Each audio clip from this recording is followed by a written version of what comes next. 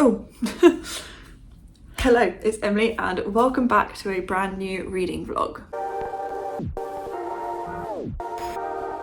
So the theme for this vlog kind of was based off of a particular book. Currently it is exam season, at least in the UK it is, and so I decided to do a kind of reading vlog inspired by like school. The book that inspired the theme for this vlog is Your Time Is Up by Sarah Norton. This is a young adult thriller. It says on the back, a read in one sitting, real-time thriller set over the course of an A-level exam. So I thought this could be a fun one to read around exam season. The font is quite big. This should be a really quick and easy read. Oh, I've just said the word Emily. Oh God, please say Emily survives. But I thought I would read a couple other like young adult drama books, mysteries, thrillers, just drama set around school. Because I tried to find other exams that are kind of other books that are set around exam season. That was kind of a niche subject. But I do have Burn for Burn, and I've had this for years on my TBR, like since I first read To All the Boys I've Loved Before, I'm pretty sure. Because it's by Jenny Han and Siobhan Vivian. I read The List when I was probably like 17. I obviously read To All the Boys I've Loved Before a long time ago as well. I thought it's about time I actually picked this up. I think it is the start of a series. However, I don't think I'll be continuing on in a series. But this follows, I think, 3 high school girls and they're out for revenge, and specifically revenge on boys. So I thought I'm here for that. Bit of drama, bit of, you know, high school dynamics. Big girls don't cry, they get even. Maybe I'll read another book as well in this vlog, depending on how quickly I get through these. But yeah, some bright spines. They almost look like the spines of To All the Boys I've Loved Before. We just need a purple one. But yeah, I thought I would just do a fun little reading vlog, reading these. They kind of link, but wanted to specifically read this around exam season in the UK. So, one has a secret, and one of them saw. There's blood on the papers. Who will take the fall? So yeah, I'm excited to get to these. But yeah, thought I would just do a little intro for this vlog. I don't know which I will start first. I think I'll probably start this one first on the pure basis of I have the audiobook and I have some sorting out to do and like physical things to do today. And I feel like I can listen to the audiobook while I do those. It says on the back, bad things can happen, even to good girls, and sometimes the only way to make things right is to do something wrong. 3 very different girls who want the same thing. Revenge, sweet revenge, and they won't stop until they've had a taste. So yeah, bit of drama. Hopefully I'll like this, we'll see. But yeah, I'll check in with you when I've picked up a book.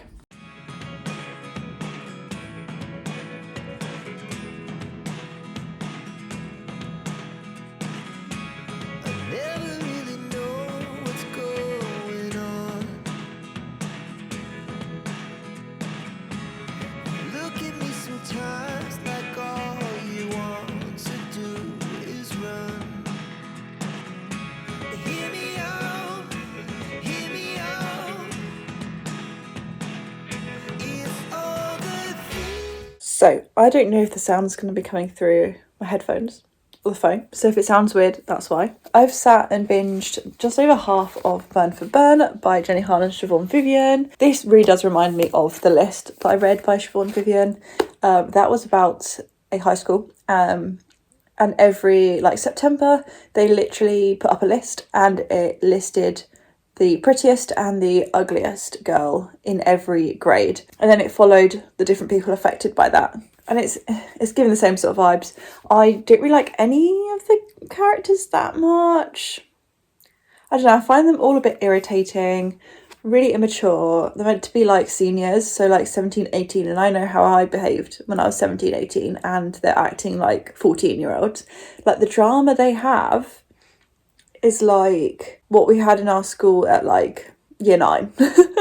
Like it's just immature drama. So basically what it's about, it follows these 3 girls, Lilia, Kat and Mary, and they all have like horrible experiences with certain people in their high school. One girl had some stuff happen to her at a party that has really like scarred her, understandably, and she's trying to protect her sister from going through that, who's younger, who's just starting high school, and she's now out to avenge a guy that might be trying something on her sister. Another girl got like cut out of a friendship group and kind of bullied, from the sounds of things, by the popular girl. her ex-best friend, so she wants revenge on her. And then the third girl is really, really horrifically bullied about her size by a dude in her school, and she's out to get revenge on him. So they come together and they're working on a revenge plot against each of those 3 different people. The characters are really frustrating. I don't get along with them. Some of their revenge ideas are interesting. I'll definitely finish this off. I'm a bit like, it's just not giving me the kind of high school drama vibes that I was after. It's kind of giving over the top immature drama. Like, I kind of wanted it to be like a more thriller mystery aspect. I don't know what I was expecting. I thought it's just gonna be more mature than it actually is. But that being said, it's a very quick and easy read. I probably will not be continuing on with the series because it's a trilogy, and I know the sequel definitely follows the same 3 girls, and I'm like, how can they make another book following the same girls on the same revenge plot? I don't know if that's actually what happens, but I'm glad I'm finally getting around to it because this has genuinely been on my shelves for like forever, like literally. When did this come out? 2012. Okay, I definitely haven't had it that long. I think I've had it probably since I was about 16, 17. It's just me and the dog tonight while my parents are out. So I'm just going to sit and read, I think, until they get back. So yeah, I'll catch up with you when I've made more of a dent into it, or if I finished it, I don't know. But I'm about just over 50% of the way through. So yeah, solid progress. Hello, excuse the weird angle and weird, I think, lighting. I have just finished Burn for Burn by Jane Harnish and Vivian. I think I'm going to give this 2.5. Maybe a 2. So much of me is like, I don't want to pick up the series. There's a tiny bit of me that wants to pick up the sequel because it just ended. Didn't wrap anything up. Like, nothing got wrapped up at all. They got their revenge and it kind of ended as things were going downhill afterwards. So we don't know, like, I think the last line was like, are we even going to get away with it? I do want to know if they got away with it, but not enough to read the whole book. And I only own the first one because I didn't know it was a series when I bought it. But yeah, it was so over the top, so unnecessarily dramatic. Some of the actual revenge was so brutal, like low-key deadly. I do feel for these 3 girls, like what they've gone through is not great. I just found it so like, it's just a big eye roll. They weren't acting like seniors, they weren't acting like 17, 18. They were acting like, I don't know, 13, 14-year-olds. And then I listened to the audiobook as well, and one of the audiobook narrators was just, I don't know if it was the way she read one of the characters, because there's like 3 different narrators for each of the 3 different girls. One of them just drove me insane. I don't know if it's the way that she narrated this character, but she just made the character so unlikable. Like the way she was delivering the lines, she was like, ugh, obviously, but like, I don't know how else to describe it, but it was just so like frustratingly like eye-rolly, like, oh come on, they're just being dramatic teenagers. Like, she didn't narrate it as though it was an 18-year-old.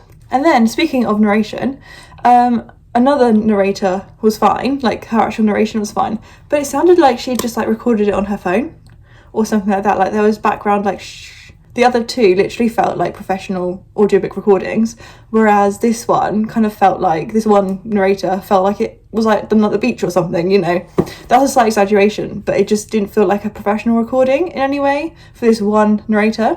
I don't know, but it sounded like there was some magical realism element that was coming into play, which I wasn't expecting. But I don't know if it was, or if it's just like a couple coincidences that they were like, oh, could it be this? But I just was like, okay, come on now. That was not necessary. I don't know if high schools are all like this in America. Not saying that my school here in the UK was like perfect, but there was definitely not as much bitchiness in my school as there was in this book. And I get that from a lot of American high school books, like YA books. They're just so over the top and dramatic, but like the bullying's really bad.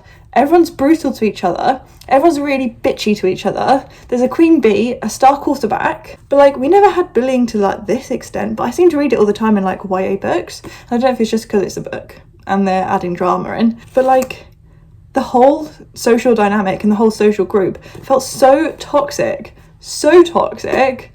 And I was like, is this genuinely what school's like in America? Like, is this what high schools are like? I am so annoyed that it didn't even like wrap up this story. Like, it's not like they decided to do like one scenario in this book, and then the next book, like the sequel, is some whole other situation, or like another mystery or something like that. Like, you know how, I'm trying to think of an example now. I can't even think of an example now, but like it just stopped. Like it didn't even semi wrap up, and I think I got so frustrated by this book that I don't want to pick up the sequel. Maybe I just read it at the wrong time in my life. Like, I'm clearly not the target audience anymore, but yeah, I will be unhauling this. And I probably won't be picking up the sequel if I do the audiobooks on BookBeat. Like, I'm not going to be investing any money in this series, which is a shame because I do like the To All the Boys I Loved Before series. At least I did when I read them the first time. The List was okay, but I unhauled it. So yeah, a bit of a miss. But we're going to start Your Time Is Up next, so I'm very excited for that. Bit of a flop. I think I am going to give it 2 stars because I just found myself getting frustrated the whole time. But I'll leave you there. It's quite late at night, but I'm literally 100 pages in to Your Time Is Up, and this is going to be another low rating, I can already tell. Luckily it's only 300 pages long, so I'm about a third of the way there. As the last part of the book is like a snippet of her next novel. But yeah, I don't care.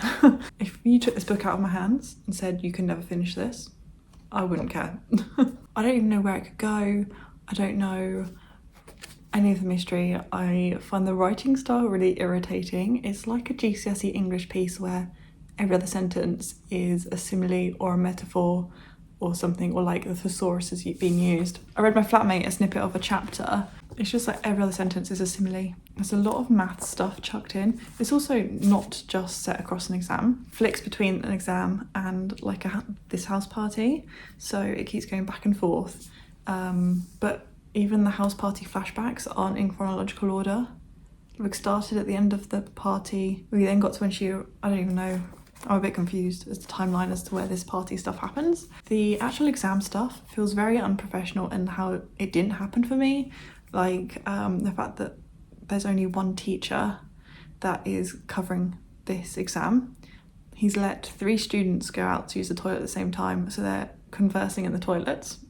Like, it doesn't feel like how an actual exam was, or at least for me anyway. Like, in our school we had like 5 or 6 exam invigilators. You got escorted to the toilet, they stood like outside and they took you back, like, and only one would go at a time. They're also like doing stuff in the exam that would definitely get caught. Maybe it's just because there's one teacher, they're getting away with it. These 2 students that are sat next to each other are also like passing notes to each other and like poking each other to communicate things. They're getting away with it. Like, if I had passed a note to someone in my GCSE or like A-level exams, I would have been like disqualified. The invigilators were like on you like a hawk. They were watching. But yeah, there's so many, like, the exam that she's taking, our main character, is a maths exam. It's a 3rd maths exam, and they keep dropping in like maths things like sine A plus B equals sine A cos B plus sine B cos A. Is that right? It's been a long time since I've done A-level maths. We get it, you're doing a maths exam. You don't need to drop in like a new maths equation or a new maths theory, every time you say that she's doing a maths exam. Like, I get it, it's a maths exam. But I'm gonna keep reading. I'm so confused. There's interviews coming up. Ooh, it's quite late tonight, but I'm gonna read a little longer because I can sleep in tomorrow if I need to. But I'll let you know what I think. If my thoughts and feelings change, at the minute this is like 2 stars again. Like, I don't want to DNF it, like I still kind of want to know what happens, but it's not like a fun time reading it, like I'm not enjoying it. But yeah, 200 pages to go, we're 1/3 in. Let's do this. Which is actually funny because, actually no it's not. I was gonna say it's funny because she's about 1/3 of the way through her exam at this point. But that makes sense because that's how it's set up. Anyway, I'll catch up with you tomorrow. Hello, so I have just sat and finished Your Time Is Up by Sarah Norton, and I think I might give it 1.5. I didn't really care for it. I guessed it from very early on, what had happened to an extent. Like, I knew who was behind it. I just didn't really vibe with it, you know? It just wasn't for me, which is absolutely fine. Like, if you like this, then fair play to you. It just felt very basic and also over dramatic in a way. I don't know how to say it without giving anything away, but people seem to react a lot more dramatically than they need to in situations, which is why it ends up like life-threatening. I also, it's hard because it's not really set across the course of an exam, but I would say about half of the written book is set across those 2 hours, maybe a bit more than that, but like at least a third of it was in flashbacks, in police interviews. Wasn't a fan personally, and I will be messaging Chloe my thoughts and feelings because she has this as well. I had put this on my wish list initially because she had talked about it in her Yauk vlog. I think she got it at Yauk last year. I know I'm not the target audience, I know I'm not a teenager, but I normally like YA mysteries and thrillers, and it just felt so, I don't even know the right words, like far from the stretch of reality, what's the phrase? So it's just what didn't feel very realistic. And I know like it's fiction, it's not going to be 100% like realistic. Like it didn't feel like a real school setting. Like it really didn't feel official. Like the exam didn't feel like how my exams were. My exams were serious.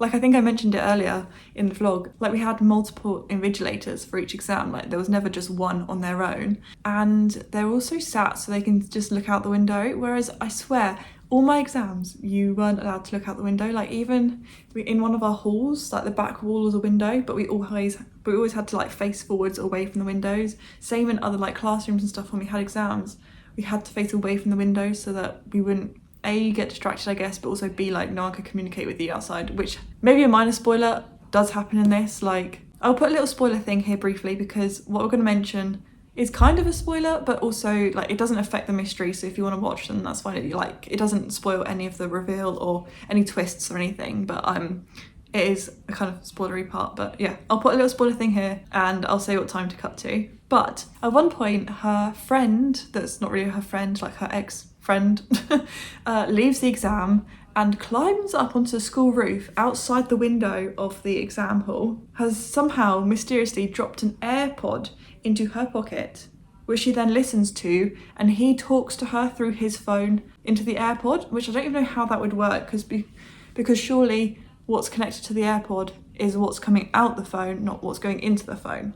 Does that make sense? But yeah, I was like, how is a student just able to climb onto the school roof and then like wave in front of everyone in the exam hall and nobody notices, literally nobody notices that this student has like left the exam hall, climbed up onto the roof. Anyway, it was just like random bits like that. I was like, how is that? I feel like our school roof was impossible to climb up to. Like, I mean, there probably was a way, but like not just like that in front of a full exam hall where everyone's looking out the window. It was a bit weird. And the amount of times people were like just leaving, they were never escorted around, like out of the exams. It was an interesting read. I'll give it that. And it was quick. I can't deny how quick and easy it was. Like it's only just over 300 pages that I could sit down, and I read that last I think I read like 80 pages just now sat here without even realising the time. I think I am going to give it 1.5. I was toying with the 2, but I think it's going to be a 1.5. Which is, I think, the lowest rated book of the year so far for me, which means this vlog, both books I've read in this vlog have been, I think it was 2-star for Burn for Burn, 2-star for that, 1.5 for this. Guys, I need to leave YA behind. I'm glad I read them, I'm glad I got them off my TBR, but I think I just need to stop buying or trying YA. It has to hit a certain spot and a lot of them don't now. So that's on me, that's me and my tastes changing, but this fell so flat for me. And I have read some decent YA thrillers and this just wasn't one of them for me personally.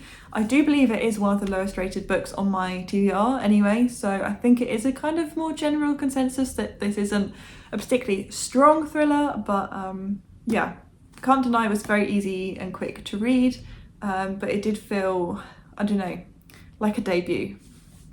I think this is a debut. There is a snippet at the end of her next book, which I probably will not be buying.